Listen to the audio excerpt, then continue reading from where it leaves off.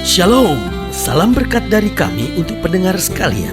Saat ini pendengar akan diberkati dengan program Hari Ini Harinya Tuhan bagian yang ke-8. Sebuah program rohani tentang doktrin Alkitab yang menolong kita untuk semakin tertanam dalam kebenaran firman dan bertumbuh dalam kemuliaan. Bersama hambanya, Pendeta Gilbert Lumwendong, STH.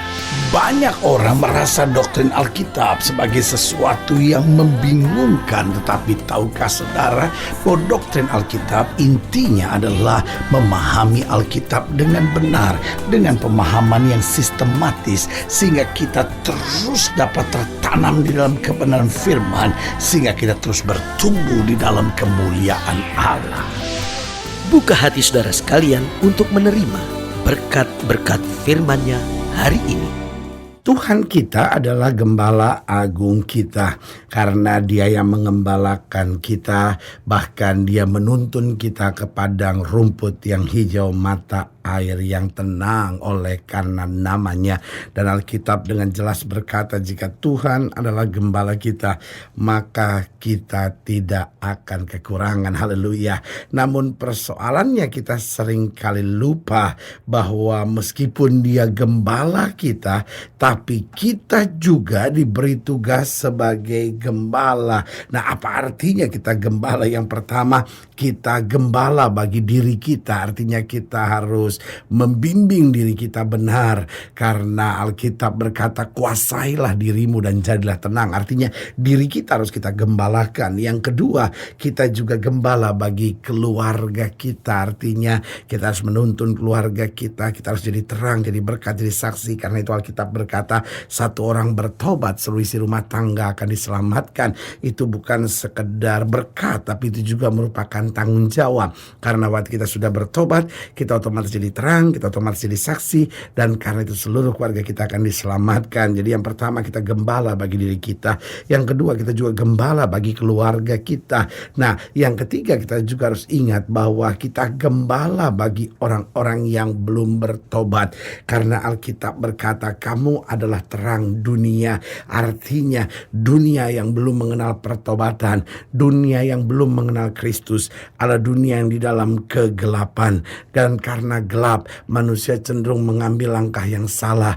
Karena gelap, manusia cenderung buat keputusan-keputusan yang aneh. Kenapa gelap? Tidak mengerti, tidak memahami, tidak dapat melihat keadaan. Tetapi kita yang sudah diselamatkan, Alkitab berkata, kita dipindahkan ke dalam kerajaan terang. Artinya kita melihat kemuliaan Tuhan, kita dipimpin oleh Roh Kudus, dan jalan kita jalan yang berkenan kepada Tuhan. Artinya kita dipercaya oleh Tuhan untuk mengembalakan, untuk menjadi berkat, untuk menuntun orang yang belum bertobat untuk masuk dalam keselamatan yang kekal. Jadi ketika Kristus adalah gembala agung kita, harus kita mengerti, kita diberi kepercayaan, kita diberi tugas, kita diberi tanggung jawab untuk menjadi gembala. Artinya kita gembala bagi diri kita gembala bagi keluarga kita, dan yang ketiga juga kita merupakan gembala bagi orang-orang yang belum bertobat. Haleluya. Nah, saudara yang kasih dalam Tuhan, selamat datang dalam program kita Hari Ini Harinya Tuhan, sebuah program rohani yang mengingatkan kepada kita betapa pentingnya kita menjadikan firman Tuhan sebagai dasar keseharian hidup kita. Karena selama kita menjadikan firman Tuhan sebagai dasar keseharian hidup kita, langkah-langkah ke depan kita penuh dengan kepastian, kemenangan, berkat, mujizat, dan perkara-perkara besar. Haleluya. Dan dalam program ini kita memang sedang bicara tentang gembala. Karena saudaraku yang kasih dalam Tuhan, Allah juga disebut sebagai El Roi.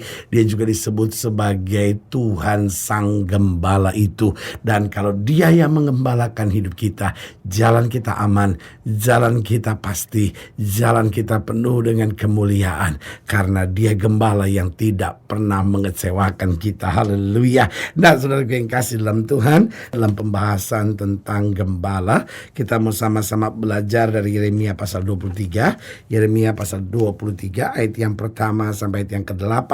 Demikian firman Tuhan, Yeremia pasal 23 ayat pertama sampai ayat yang ke-8. Dikatakan janji tentang tunas Daud yang adil. Dikatakan Yeremia 23 ayat pertama, celakalah Para gembala yang membiarkan kambing domba gembalanku hilang dan terserak.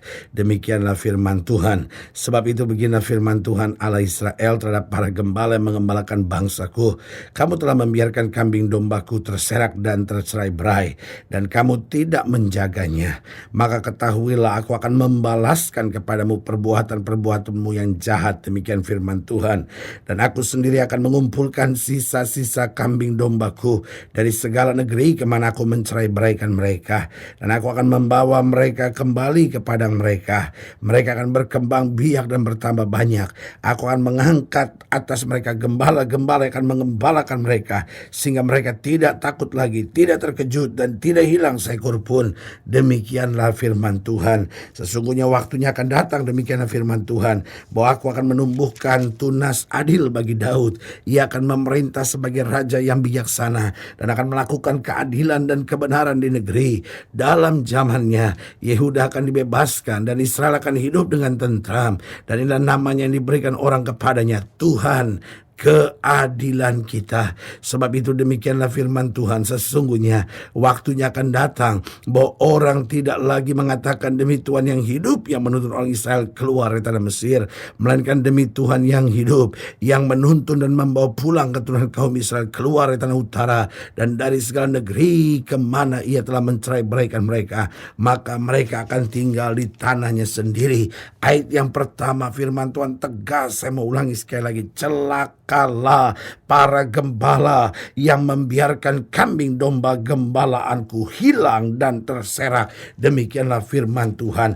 Perhatikan kalimat ini, kambing domba gembalaanku. Berarti dengan lain kata, hidup kita ini Tuhan punya. Tetapi saudaraku yang kasih dalam Tuhan, setiap kita diberi kepercayaan oleh Tuhan untuk menjadi gembala.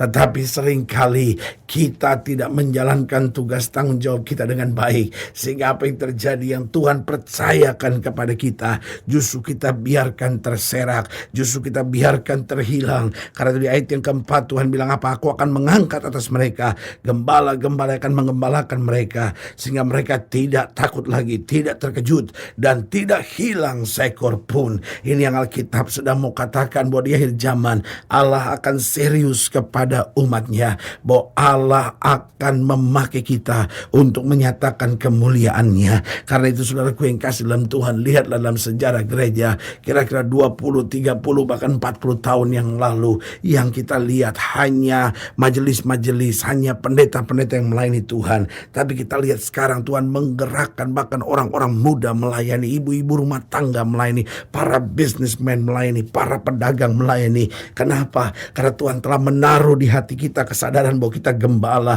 yang harus mengembalakan diri kita, harus mengembalakan keluarga kita, bahkan mengembalakan orang-orang yang belum bertobat. Pertanyaannya, apa tugas kita sebagai gembala? Yang pertama, menuntun agar berjalan dalam kehendak Allah. Jadi kalau kita gembala bagi diri kita, kita gembala bagi keluarga kita, kita gembala bagi orang-orang yang belum bertobat, maka kita harus menuntun baik diri kita, keluarga kita, orang-orang yang belum bertobat agar jalan dalam kehendak Allah. Kenapa? Karena dunia ini telah menjadi dunia yang sangat berbahaya. Bahkan saya berani katakan dunia ini telah menjadi dunia yang sangat menakutkan hari-hari ini. Kejahatan manusia tambah jahat, kejahatan manusia tambah brutal. Orang bukan hanya membunuh, orang potong-potong mayat hari-hari ini. Saudaraku yang kasih dalam Tuhan, sekadar memfitnah, menjatuhkan, itu sudah menjadi kebiasaan